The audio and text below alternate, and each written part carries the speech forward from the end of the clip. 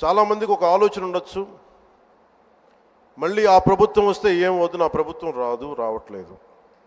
ఇది ఎందుకు చెప్తున్నానంటే, ఇది I want to give you confidence, I want to empower you.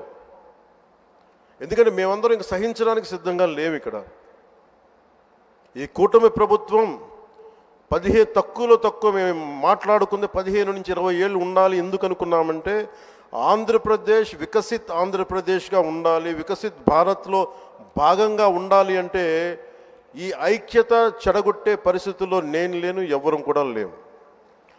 అలాగే ఇది గత ప్రభుత్వ పాలకులు కూడా ఇది గుర్తుపెట్టుకోవాలి.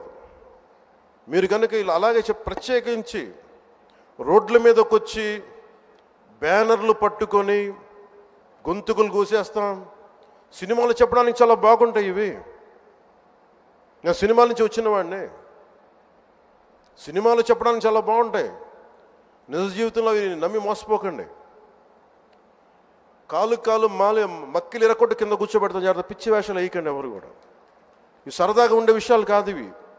శాంతి భద్రతలను ఏమాత్రం క్షీణిస్తే చిన్నపాటిది కూడా సహించం. మీకు బలంగా తెలియజేస్తాను ప్రజలందరికీ కూడా. పిచ్చి మాటలు మాట్లాడకండి ఎవరు. సరదాగా లేం మేము ఇక్కడ. చాలా దెబ్బలు తిని వచ్చాం ఇక్కడ దాకా.